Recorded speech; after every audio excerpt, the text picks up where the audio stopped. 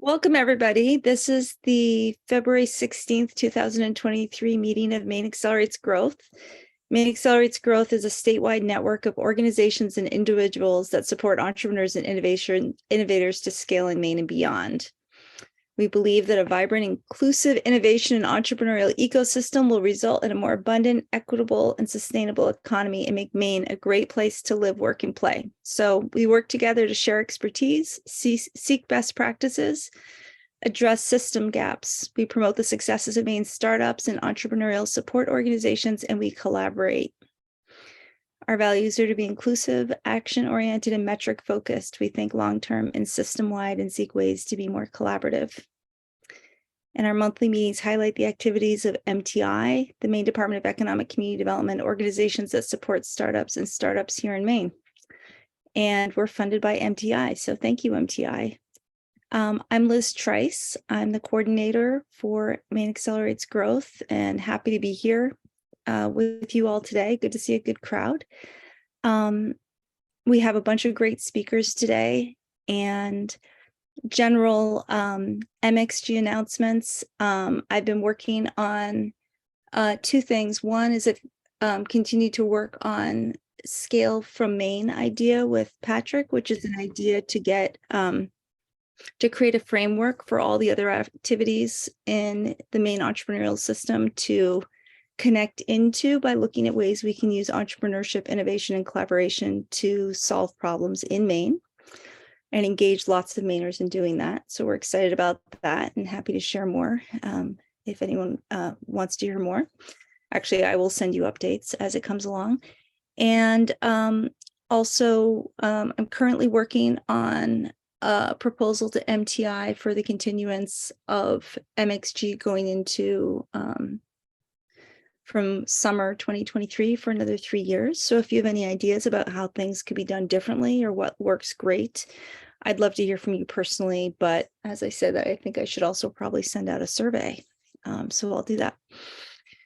Let's see. First, I want to give a moment to have introductions by new attendees. Just a 30-second hello, your name, who you're working for, and what you're working on right now. Who is this your first time here or back in since a long time? Go ahead and speak up in case I don't see your hand. Oh, okay, go ahead, Beth. I figured I'd raise my hand because I see there are multiple pages. I'm Beth Zonas, and I'm the Senior Director of CleanTech Open here in the Northeast, which it's a national program. I'll tell a little bit about it later, but basically we are accelerating early stage clean tech startups, and we love to see who might be coming through from Maine. We also are interested in working with folks in the local community who are already supporting clean tech startups or who are interested in supporting them, whether they're mentors, investors, potential customers for these startups, or something else that I didn't just mention.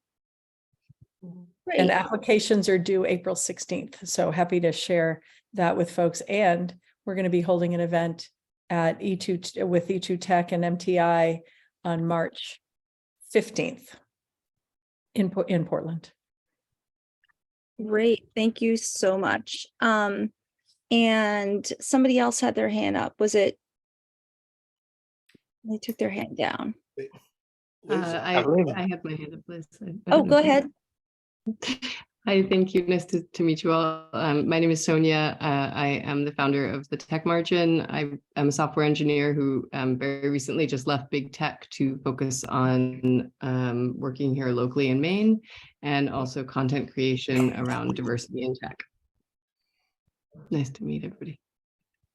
Awesome. Thank you so much. I'm putting a few links in the chat. One is please go into the chat right now and just click on that link to register your attendance. It saves me from having to type all of your names every time if you do it. Hey, Liz, it's Joe. I was going to say, what's that? Hi, it's Joe. I was wondering, Yeah. Mohammed Khalid, I met this week. You want to introduce yourself maybe? Yeah, no, thank you, Joe. I was just kind of taking my time. Yeah, so hi everyone. My name is Mohammed Khalid. I'm the co-founder and COO of Community Organizing Alliance, a local nonprofit that does work in Lewiston, Auburn, and the greater Portland area.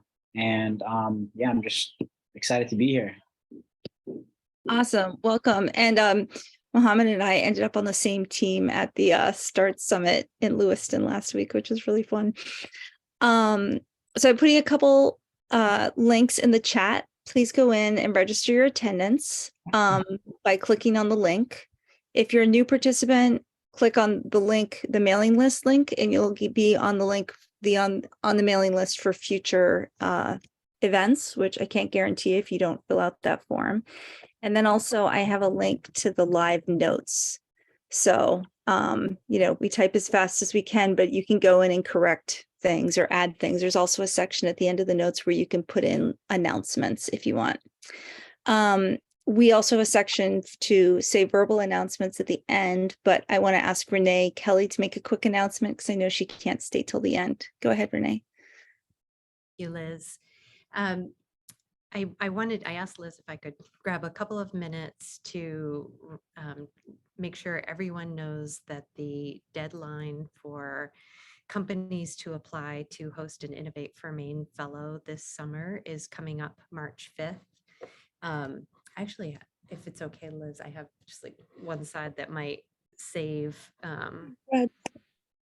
me talking a lot and can just show for the folks who are new. So Innovate for Maine, for those of you who might not have heard of it before, is a program in which we place college students to work on projects with startups and companies that are bringing innovations to market. This year, through some funding for the Maine Jobs and Recovery Plan, we are actually able to provide that intern assistance at no cost to the company at all. So not just a subsidy, completely at no cost. And we do all the recruiting of the students, although if you have a student you'd like to refer to us, that's certainly open to us. And we recruit companies where the students can make a meaningful difference through completing some projects, everything from market research to prototyping, customer research, etc. So I know there are a couple of folks on this call who've hosted Innovate for Maine Fellows before, and then lots of service providers here. I would appreciate if you could share that opportunity within your networks. And if you would like information that you can share, please feel free to reach out to me. I'll put my email in the chat so that you can request that information that you could share. Great, So, thank you. So moving on to our MTI is our sponsor, and MTI is going to give an update. Is it Tom? Are you giving the update? Yeah. Though Joe, I saw you had your hand raised. Did you have a quick question for Renee? Oh, thanks for catching that, Tom. Renee, I was just wondering, have we ever had any entrepreneur support organizations like an MTI or Coastal Ventures or anybody that has students that might be interested in that angle? Like there's so much data we could crunch. There's all kinds of research there's 6 projects on the shelf at MTI that we've been trying to bubble up. Is that appropriate? we have had that in the past, especially if the students, part of our goal for Innovate for Maine is not only to support the companies, but to expose students to the Maine companies that are doing really meaningful and exciting things so that they'll consider staying here or coming back to Maine after they graduate. And so the only thing that when we work with an entrepreneurial service organization, is we encourage them to have allow the student to have some direct contact with companies as well, so that they're making those connections. The subsidies we have, though, are only available for companies. So that's my one caveat to that. And I'm dropping the link for the program in the chat as well. Great. Yeah, please put any other questions for Renee in the chat. Thank you. Moving on to Tom Kittredge from MTI. Tom, please give us the MTI update. And with all speakers, I'll give you, I set a timer for 4 minutes. And so when it goes off, you know, you have 1 minute to wrap up. Great, thanks, Liz. Hi, everyone. Tom Kittredge, Senior Investment Officer at MTI. Brian Whitney, our president, gave me 2 things to pitch to the team. One of them was the CleanTech Open. So Beth, thanks for taking that off my plate. The one thing I'll mention is that MTI is sponsoring up to 5 Maine entities who want to participate in the program. So just something to be aware of. And then the other item, and Liz, am I able to share screen? Yep, you should. Okay, great. I was going to talk briefly about MTI's Maine Entrepreneurial Resource Corps program. And I actually see that Emily Braley, our MERC coordinator, is on the call. So Emily, feel free to let me know if I say anything incorrect. But MTI launched MERC, as we call it, back in the fall. And I just wanted to provide a bit of an update. For those who might not be familiar, MERC is a program that MTI launched to support businesses who might have needs for short-term consulting to address critical skill deficiencies. And MTI provides up to half of the funding, as well as maintaining a database of eligible consultants in the state who we can use as recommendations.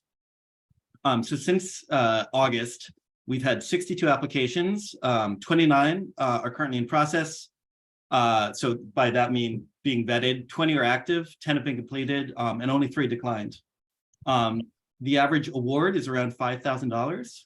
Which means that we've approved over 1,307,000 in funding, and the average duration takes about 9.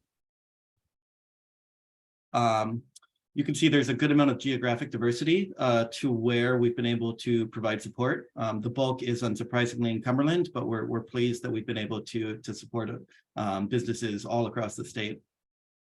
And 48% of the intakes were from women-owned business, which matches MTI's goal of providing support to founders of diverse backgrounds. And then in terms of kind of the services, we thought folks might be interested in seeing what sort of services are folks utilizing MERC for. But number one is financial resources, so help with either engaging a fractional CFO or just the variety of financial needs a startup might have. Second is marketing, third is legal, and then fourth is other, so kind of miscellaneous. And we have 72 approved consultants in the database. And Emily, you can correct me if I'm wrong, but I believe we're continuing to onboard consultants as well. So if you know any potential consultants who might be a good fit for MERC, please feel free to pass them our way. And the last thing I'll mention is just that of the completed projects so far, from the companies, they've given very strong reviews to the consultants they've engaged with, which is exactly what we want to see. And then lastly, in terms of the consultants in the database, you can see there's a variety of kind of skill sets from organizational development to financial, corporate governance, information technology, and marketing. So I'll end my time there. Emily, did you have anything you wanted to add, given that this is kind of your area of expertise? Oh, thank you for giving that overview, Tom. I don't have anything to add. That was a great summary of what we've been doing with MERC so far. And I just want to say we are open for applications from consultants and also businesses looking to utilize the program.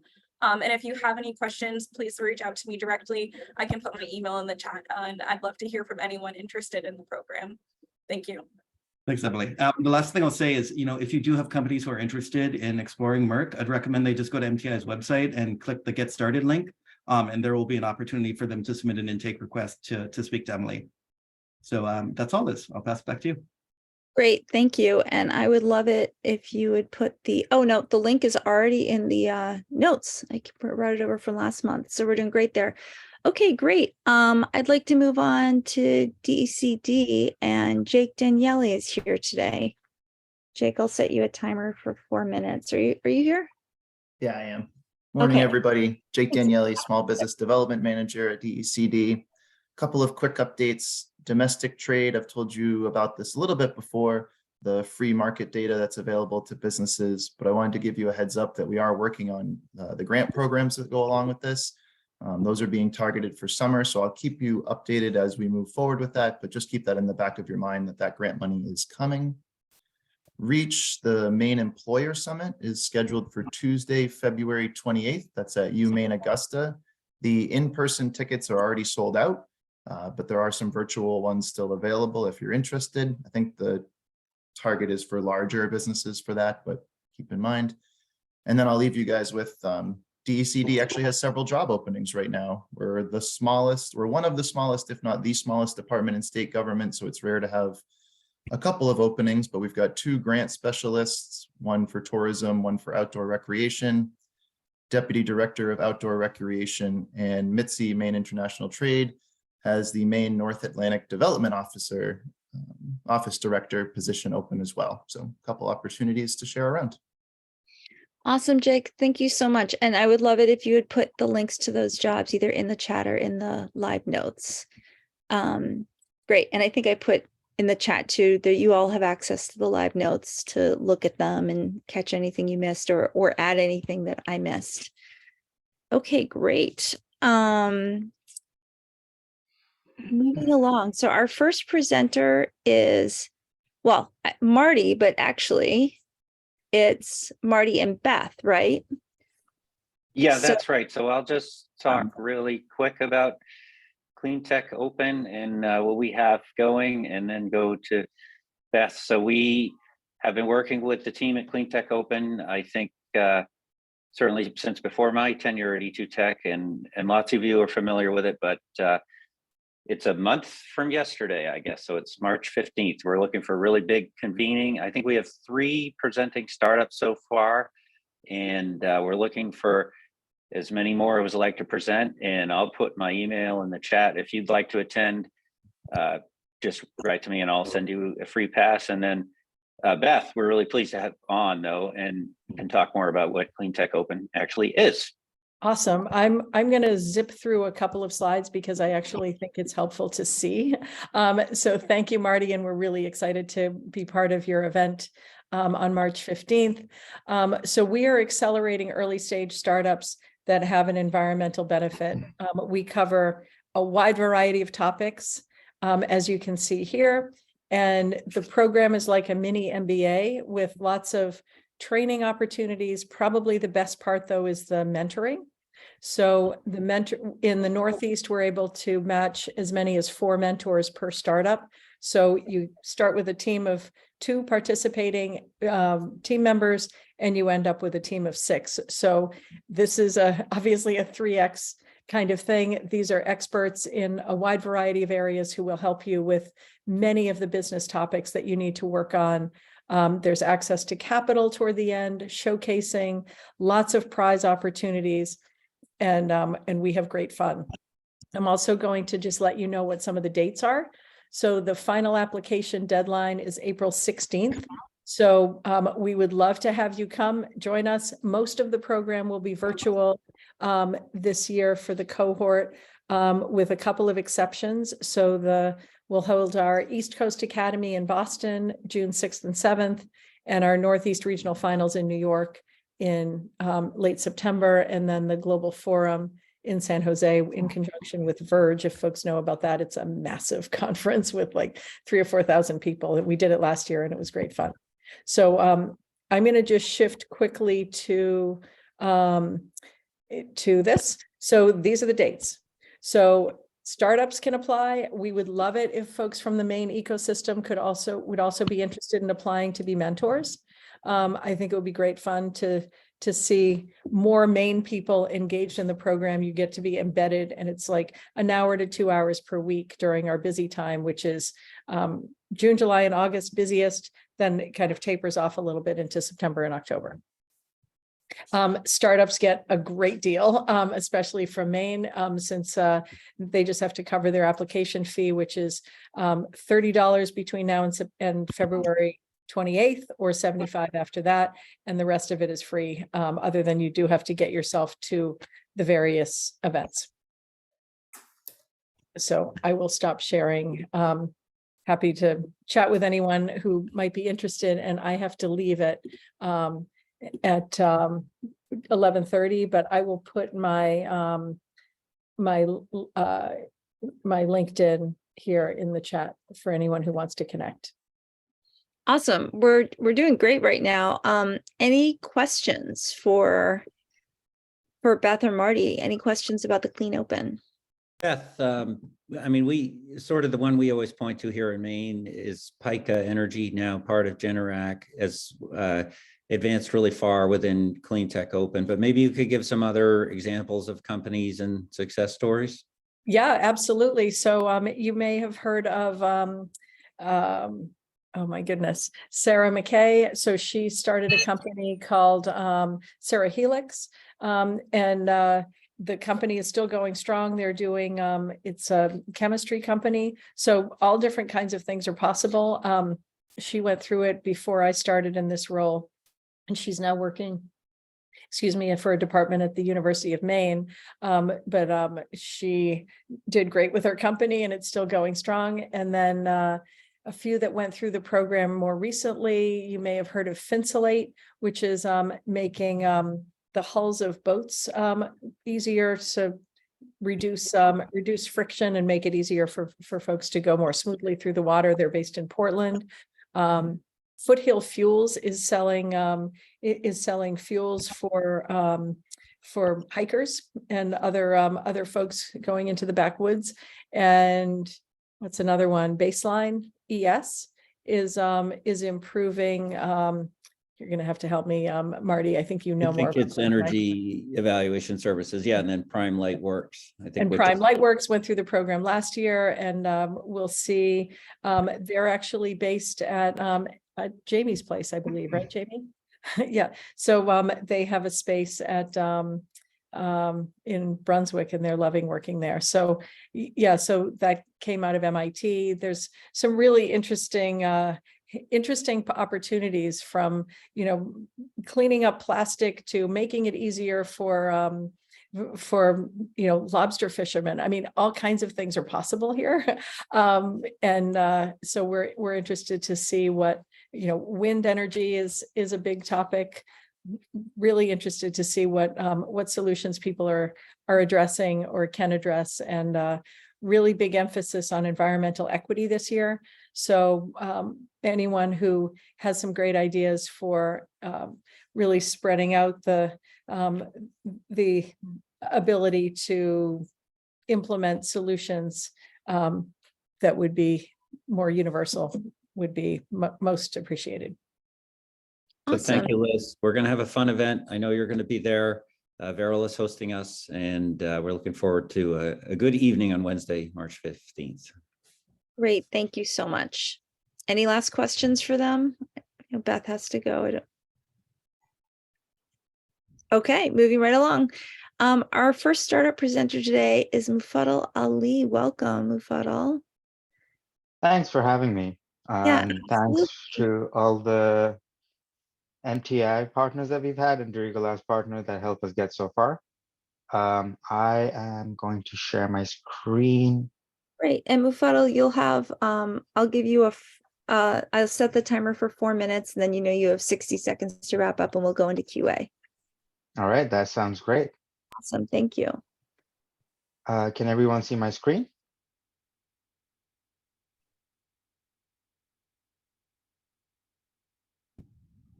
Can people see the slide deck that I have? Good. Yeah. All right, cool. Thank you so much. Well, thanks for joining in, everyone. I'd like to introduce you to Pair today. Pair for us is a smart device accessory startup that focuses on creating accessories that let us get the most out of our devices. For us, Pair means, the connection between our devices and our aspirations. And, we live in a world today where you have a computer that's smarter than the one that put humans on the moon, and you have it in your pocket, and you have 2 more in your desk, and you have several more lying at your home, around your home. And there's no denying that these devices are really important for us. But what's more important is to realize the cost and the impact that they have on our lives and the environment. So for us, again, Pair is the connection between our existing devices and our aspirations and goals, get the most out of it. My name is Mufaddal Ali. I am the founder of Pair Technologies. I am a graduate from Colby College, so around the central Maine area, and that's where our startup is located. We're very embedded into the ecosystem there. We're working with Dirigo Labs. We're also partnered with MTI, and those partners have really helped brought us up, and we're really grateful to them. I am educated in computer science, and a part of that was a focus in human-computer interaction, and that's where a lot of my motivation for Pair Technologies comes in, as well as having a focus on reducing the e-waste in our world. My partner, Will Short, who's a management consultant, he was unable to join us today, but he has experience in entrepreneurship with several projects under his belt, as well as some experience with crowdfunding that is going to be important to our story. So I just wanted to put that out there. Will and I joined through our time at Colby and our mutual interest for entrepreneurship. And with our skills and our love for Maine and our ambition to grow something in Maine, utilizing all the entrepreneurial networks and resources that were available, just really got us started, and we've been on it since. So once again, Pair is a startup that focuses on designing accessories around generally available and popular devices in the market, so that you can get the most out of your device. And our goal is simple, which is to create products that make mobile computing easier for all of us, more affordable, clean, and simple. And let me tell you a little story of how Pair came in. So about 2 years ago, I bought myself an iPad, $600 device, and I had the ambition of using it as my main device. Unfortunately, through a lot of searching the market, I was not able to find accessories that really enabled me to use it as my main device. Some of them were just too flimsy. Some of them were not good enough for my usage. And, they were just so expensive. So I decided to build my own. Now, Nikki's story over here is very similar to myself. I had an iPad, I had my college life, and I wanted to use a device that I could also moonlight as my media consumption device. So Tether, that is our main product, is our first offering that's enabled users to get, a better product that they can get the most out of their existing devices at a cheaper price, and they can, really use their existing device for multiple use cases rather than just, having a laptop for work, a tablet for media consumption, and so on. So Tether is our first product. It is the most advanced tablet workstation. It gives you a higher screen height than most other competitors in the market, as well as most adjustable screen angles, all built into a sleek carbon fiber body that folds down thinner than most laptops on the market, that lets you tuck your keyboard in when you're done with work, and you just, walk away to your next workspace. Tether has several advantages over its competitor products. As you can see here, it's the biggest one is modularity, because you can use it with any product on the market. We're aiming for a sizable chunk of the available accessories market because we believe that the sector is growing and the accessories will track this development. And our product is set to appeal to a very specific group that's already enthusiastic about this product. We've isolated this group through several social media networks as well as Indiegogo, and that's where we intend on popularizing our product. Here are some visualizations of our initial prototype. That's where our product stands currently. And our ask are two main things. We are looking for partners to help us get our product from its MVP stage into a more engineered final version, as well as to help us into mass production. And we're also looking for investors to help us take this from an idea, a smaller project, into a more profitable business down the line. For future goals, we are looking at expanding Tether as a platform into including more ecosystem-specific accessories that help more and more people make the most out of their device with several peripherals and accessories that can be attached and used with the system. Thanks. Awesome. Thank you so much, Mufaddal. I'd like to ask you, before I turn it over to the crowd here, what resources you've already found helpful within the Maine ecosystem? Yeah, of course.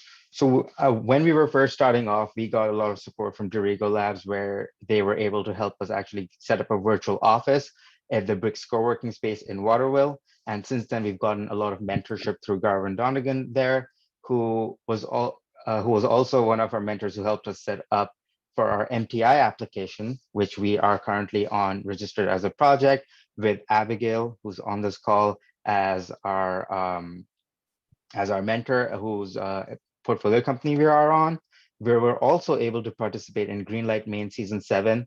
And there we met a couple of other individuals who were able to help us out. We worked with Maine folks at the Innovative Media and Research extension. And we are also hoping to get connected with the MEP through this program, as well as Abby's support. Awesome, great. Thank you so much for your presentation, Mufaddal. Of course. Questions?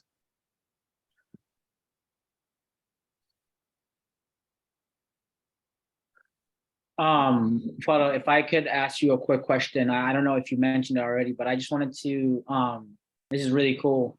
But what sets you apart from other companies in the tech accessory space? I think what sets us apart is our approach to this. I think at this point, most of the accessories are either focused on which device you use. So Apple has its own ecosystem where it will support devices with Apple has a certain design language that it promotes, and it will only do that for its own products. And Logitech, which is another big name in the industry, also tends to fall in that. And they don't really make platform agnostic devices. What we're trying to do is really offer our device or our accessory to literally everyone who has a tablet. Usually when you talk about modularity, people things tend to go as a lower quality product with less craftsmanship.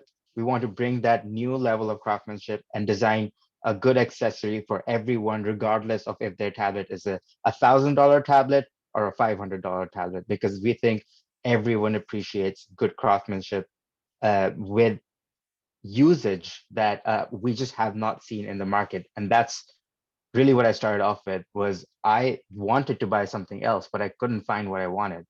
And I then found a whole group of users in different pockets of the internet who had the same issue. Great. Other questions from Mufaddal? Yeah, so Mufaddal, great presentation though. I would like to know, now that you already have a prototype developed, what is the next step? What's your next line of action? Thanks, Abby. So as discussed, we have a functional prototype. I think now we're in a stage we're actually going to bring it out to users and elicit feedback from them so we can understand what changes we need to make. We've already gotten positive feedback on the perceived usage of this, and users have been really excited to get their hands on it.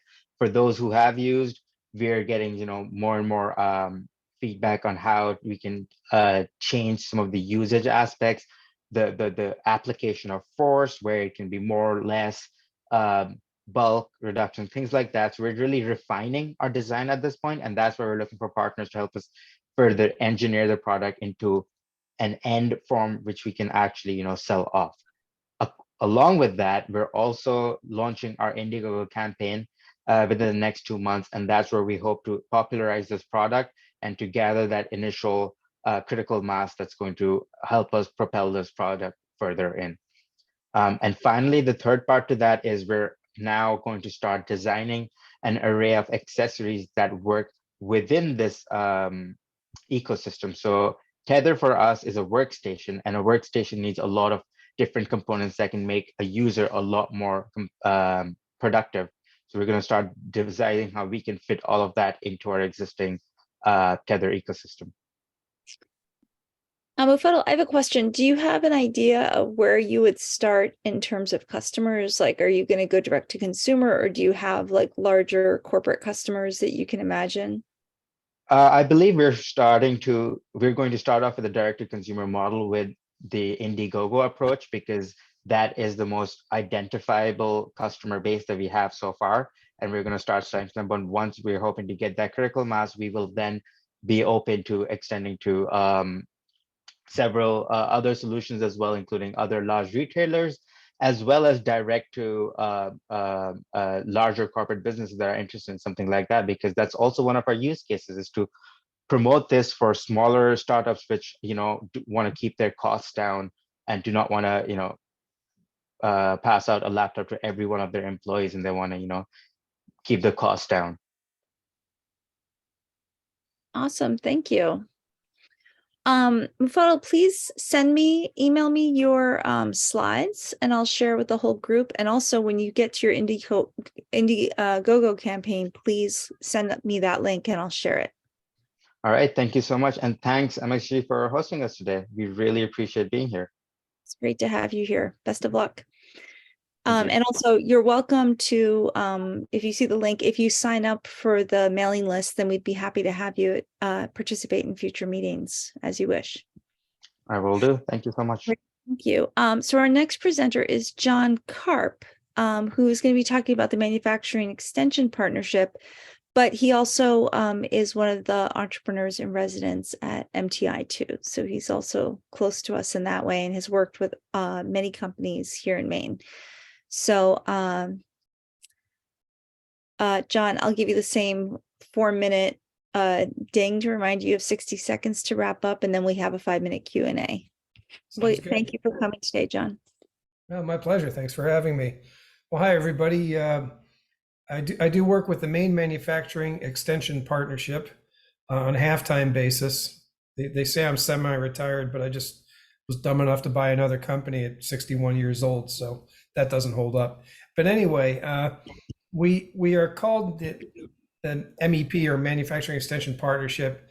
It's a play off of the Agricultural Extension Partnership, which is a great group. It's a little confusing though. What we are is actually a business consultancy. We're partially funded by the federal government, Department of Commerce, partially funded by the state through DECD. And we also charge fees for major projects. When the swab folks up in Fairfield, name's escaping me at the moment, but when they had to onboard, thousands of employees, they called us. And we're very good at even training very small groups of employees. But we work in all parts of manufacturers. So we've got a lot of expertise in-house. Thank you, Jamie. That's a nice guitar. I used to be part owner and CEO of Bourgeois Acoustic Guitars in Lewiston. That's what Jamie's comment was about there on chat. Actually, I'm not sure if she shared it with everybody, but at any rate, so we're a consultancy. We do a lot of work on the shop floor with lean manufacturing, plant layout.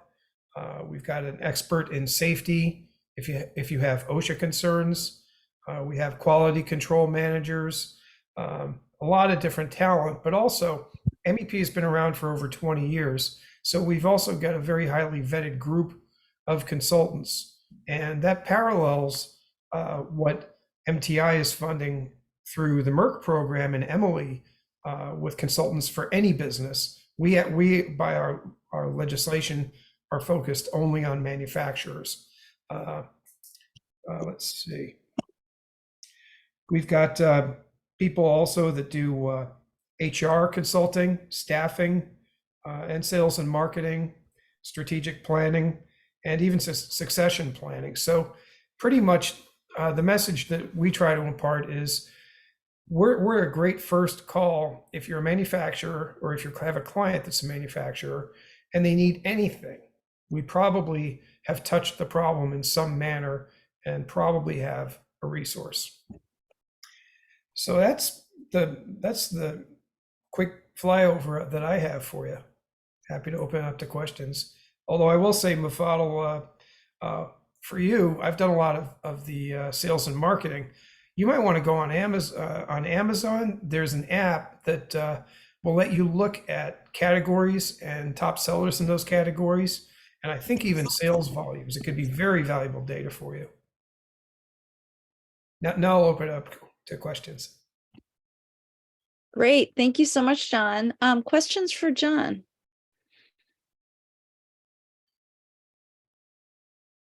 Go ahead, Mohammed. Yeah, sorry, I'm just full of questions. John, what are some trends or development in the manufacturing industry that Maine or MEP is currently focused on? Automation, and some more automation. And that sounds bad in some ways about jobs, right?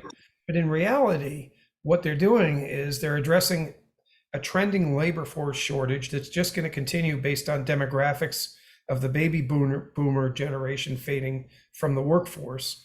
And also, when you automate inefficient parts of a manufacturing operation, it enables you to have more free cash flow to pay your people better and treat your people better. So it's a real trend that has to be looked at very seriously by all manufacturers. Thank you. Yep. John, I would love to hear a success story of, like a classic example of someone coming to you with a problem and how you guys were able to help. Sure. Well, let me fly you over Bixby Chocolates. Bixby is a company. Most of you probably have heard of Kate McClear in Bixby. We've worked with her on setting up her bean to bar operation from the get-go, from researching equipment to laying out the process, fine-tuning the process, even repairing the equipment. We've helped them with OSHA, we've helped them with QC, I've helped them with strategic planning numerous times, and it's a multi-year relationship. So when a problem happens, it's great that Kate thinks to call us. And we've worked with large and small operations. Also in Rockland, Steel Pro is a serious client of ours for many years. That Steel Pro makes a lot of the equipment that manufactures vaccines, especially the most popular ones today, if you know what I mean. Who else can we talk about? We've done some work with very large companies, like I said, with Bath Iron Works we've touched at times, although our primary mission is sub 500 person companies.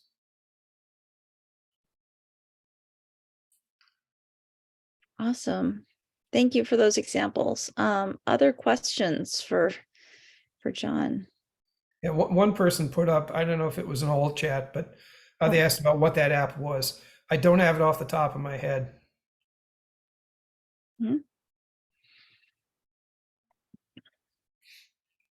Okay, any other questions for John? John, would you just say for a minute about what the Entrepreneur in Residence program at MTI is and how that works? Sure. MTI employs currently 5 experienced executives that have all run companies for many years. In my case, I've been running companies since 1995. No, 94. So these folks are in different specialties: manufacturing, marketing, IT, and we are available to be deployed at MTI's cost to client companies to help with problems they might be having, or just projects in general that they're developing. Our lead e-resident is Matthew Hoffner. Matthew was, or Matt was VP of sales at WEX. So I think it was Right Express when he was there. There's some major talent in that pool. Like I consider myself the junior chipmunk of the group compared to some of the other folks that are there, but really good people to have on your wing. We also are utilized to do different sorting out of facts, so to speak. We are engaged to do business systems reviews, discovery sessions, and these are basically talking to the client or the applicant to discover, is the business model viable to get to market and survive? Or might we suggest some different turns in the road to help guide them there? But so it's vetting, it's helping, it's both. Awesome. Thank you so much. Any questions about that program? I'm assuming that's open just to companies that are already in the MTI pipeline. Yeah. Yep, that's right. And important to remember is that ERs are not investment officers. So Abigail is an investment officer, Tom Kitteridge, Joe Miliaccio, and Emily Braley also within the Merck program. So those folks really have the authority to speak about funding for a specific project, whereas ERs are not the best call to make. If you're just interested in, can I get funding? Well, go to the source, go to MTI through their portal, and from there you'll get assigned to an investment officer. Awesome. Great. Thank you. Question from Joe. Oh, just a clarification, when John said we employ, this, just to be clear, is a contractor roles. So to John's last point, they're not employees, so that's why they'll probably be very deferential. But John's a quick study. He's been learning a lot. So that's true. Thanks for the definition, Joe. It answers most of the questions, but and the other point I wanted to make was they also serve as board observers. So under Yeah, I a left new that out. policy that Brian rolled out about 13 months ago, as the investment due diligence leads, we cannot serve as board observers or engage with the investors anymore, or board members. So in the cases where we have a board observer, those folks like John is serving on some are my or anybody else's arms, legs, eyes, gray matter, working directly with the company. So the last part I was going to say is, John, what we see from MEP a lot, and it's always a point of discussion, right, John, is MTI, while it's allowed in its charter to do and promote technology expansion in Maine, we don't do too much of that unless it's got some kind of new and innovative angle to it. So I still believe that there's need for a program or something in the state that will help those companies bring new technology and productivity increases, and those aren't always, research and development. So John and some others, John's a good, and MEP's a good one to talk to if you are wondering, is this technology expansion, R&D or whatever, anything manufacturing, MEP. Awesome. Thank you so much. Thanks for coming today, John. Any final words? No, but thanks, Joe, for the clarifications. Yep, just the thing to remember really is if it's a manufacturing group with a challenge, by all means, just give us a call to vet the challenge, and hopefully we can get the right resources for you. And John, you'll do pro bono consult on the front end. It's not like you got to start paying. Yeah, we're partially funded. We're partially funded for sure. We can give up to 8 hours to a company at no cost. Awesome. Okay, so our next speaker is Nick Planson of Shred Electronics. Nick, are you here? You are here. Great. Welcome. Yes, hello. Yeah, great. My Wi-Fi has been a little spotty, so if I start cutting out, I'll shut off video. Just let me know. Yeah, no worries. I'm going to set a timer for 4 minutes, so when you hear the ding, you know that you have another minute to go on, and then we'll do a Q&A after that. Sounds great. Thanks very much for having me. Thanks everyone for your time today. My name's Nick Planson. One of the hats I wear is Shred Electric. I've also worked with MTI on other projects. Shred Electric is part of Maine Center for Entrepreneurs Top Gun program at the moment, and we'll be applying to CleanTech Open as well. I do have a couple of slides, so I will try to share my screen.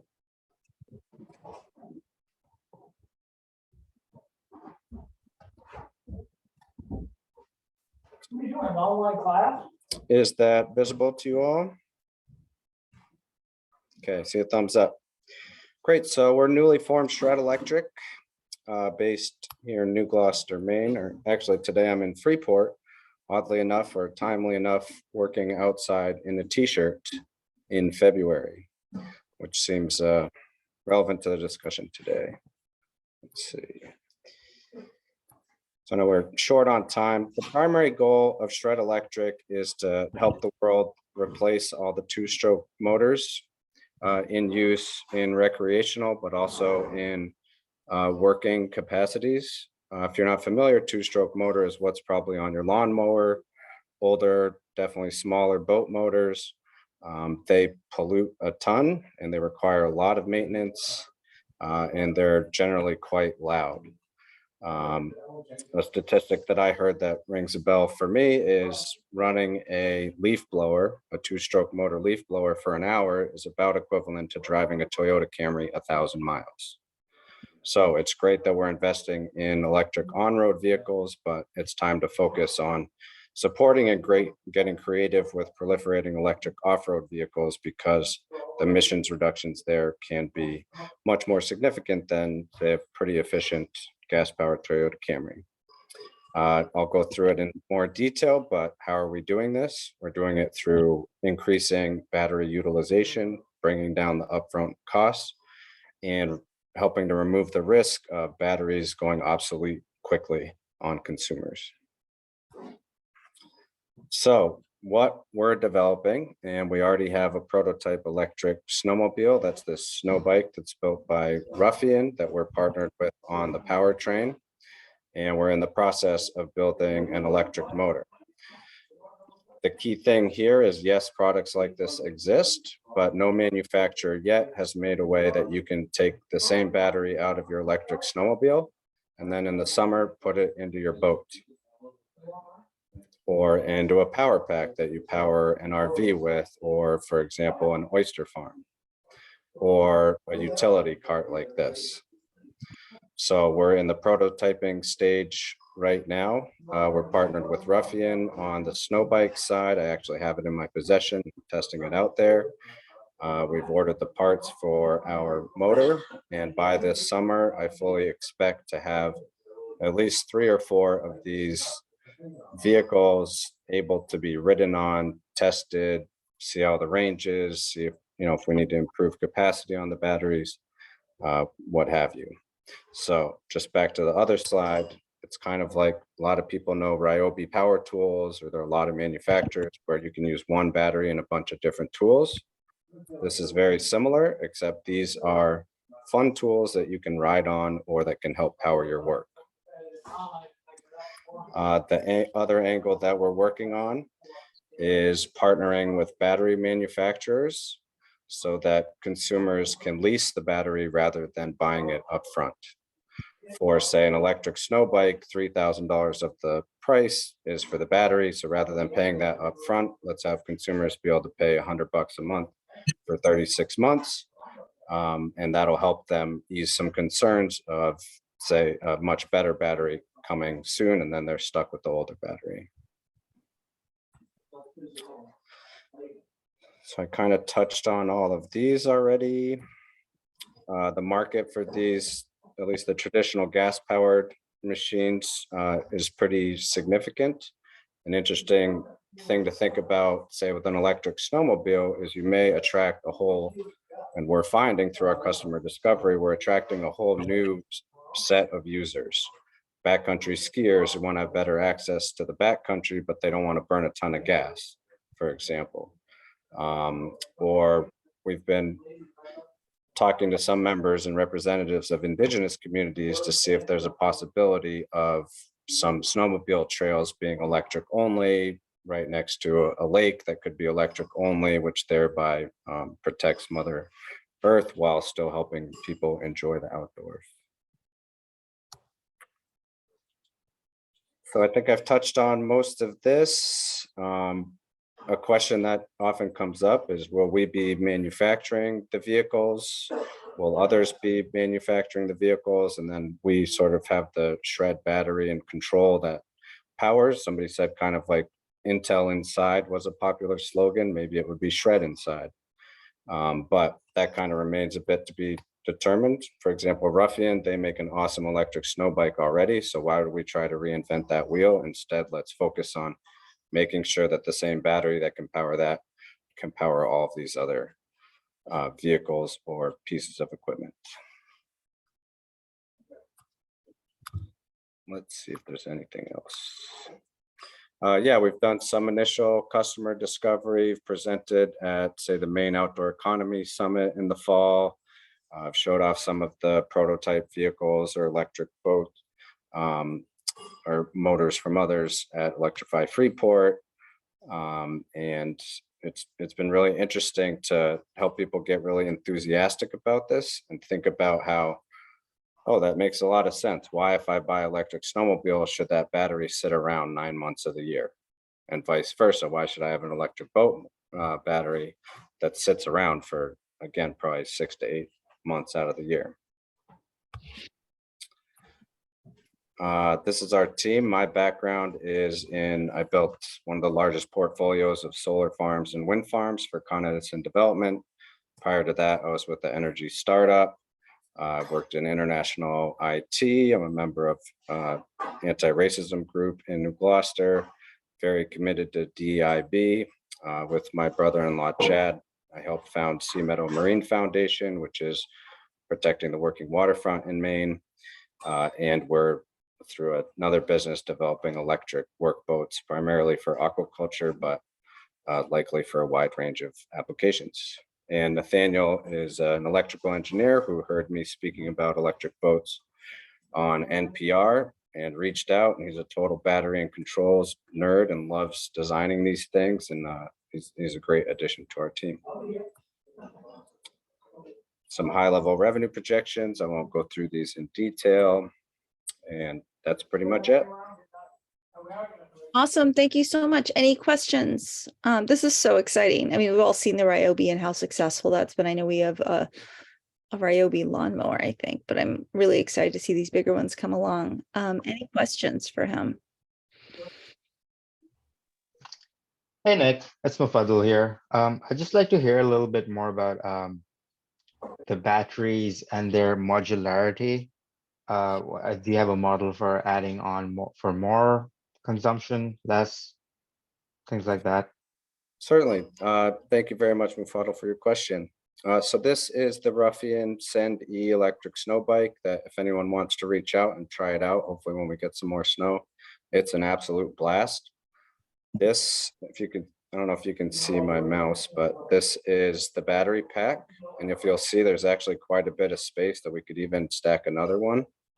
The direction we're going to head instead is probably making the battery more of a lunchbox size. So you could easily fit 2 on here, maybe connect 1 or 2 to a boat motor. You know, for a cart like this, you might want to put 4 of them on. Or back the other direction, you might want to just put 1 into this portable solar generator to make it very portable. The battery pack that's currently in here, it uses Tesla Model 3 cells. So those are the individual battery cells that are connected in series or parallel, depending on what voltage you need. The next version, which actually is the one I'll be receiving soon, that has Samsung batteries. We are in talks with the new Canadian battery manufacturer, as well as we'd likely like to find an American producer of batteries, particularly because the federal government is investing a lot of money in developing those capabilities here in the States. Do you have any intellectual property around the batteries or anything that you're building here? We're working with some mentors from the Top Gun program on pursuing provisional patents. But yeah, that's kind of our primary focus. Right now, we're very happy to be in the Top Gun program and getting very serious about this. And we will have a boat motor prototype within the coming weeks. And so to be able to, what we found is to be able to have somebody actually ride on these things and try them out goes a long way. And we'll be sure to pursue the patents where applicable. Thank you. Patrick. Hey, Nick, thanks for your presentation. It's great stuff. I'm curious how you're thinking about the market opportunity. You talked about really big global, and I see you're connected with a lot of Maine-based entities. What about in between? Are you looking at other market as part of your prototyping? Certainly. So I'll try to answer that. And I was thinking about that when somebody else asked about B2C and B2B. We had some great initial interest from Sugarloaf and Boyne Resorts on, you know, say they want to diversify their business a bit and have a rental fleet of electric snow bikes. Well, why not have a golf cart that can use that same battery? And then that would actually be a great marketing platform for us where people have a blast riding these. Say Sugarloaf is on Windhold. People go out and try these, and then they can find out where to buy them. We think that there are commercial applications. You know, in our other business, we work a lot supporting oyster farmers and kelp farmers, and they use a lot of gas generators. It's totally feasible, and we have projects underway to replace those gas generators with either batteries that live on their boats or batteries that live on the farm or batteries that they hand carry out there. We'll certainly be going after consumers directly. You know, you post a really fun backcountry Instagram reel, and people reach out of the blue, especially if they find out that we'll probably have a dirt bike by this summer that they can get full season use out of it. Other applications, I was talking about an entrepreneur from Cameroon who's part of the Top Gun program, and I have experience doing energy projects in the developing world, and I think there are applications for this in those spaces too. Where scooters are used a lot, that same battery could easily power the lights for a house, for example. Can you tell us what you most need right now? Like if this network is to help you, like what are your asks? Do you want to be connected to someone at Sugarloaf or like what are the useful connections or other to asks that you can make of this group? The manufacturing aspect is something that's new to me, so I'll certainly be reaching out for some support there. We have applied for some grant funding from MTI to help develop our prototypes. I find just talking to people and getting their suggestions on what we should be looking into. We are going to be going after funding soon because I want to hit this hard and not miss a market opportunity that someone else might pursue.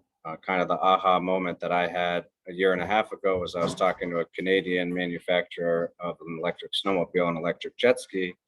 And I said, hey, could I buy one snowmobile and one jet ski, but only one set of batteries so I can move it between? They said, great idea, but no. I said, well, okay, I guess we're going to have to go build it ourselves. So I think that's a roundabout way of saying that I'm now reaching out and working with these incubation programs to, get our financial model built so that we can hit the road and look for some investment. Awesome. Thank you so much, Nick. Please send me your slides so that I can send it with the whole group and put your email in the chat so that anybody can reach out to you. Sounds good. Thank you very much. And also if you put your name on the link that I put in at the beginning of the chat, we can invite you to future meetings and we'd love to have you. Okay, so we have a couple announcements here at the end. Patrick, did you want to give an update? Sure, I can keep it very brief. So, hi everyone, I'm Patrick Diamond. Been working with Liz and a lot of members of this group on an initiative we're calling Scale Maine. And the purpose of that program, in case you haven't heard of it before, is to really position Maine as one of the best places to develop and sustain innovation for rural markets in particular, Maine being an exceptional rural market.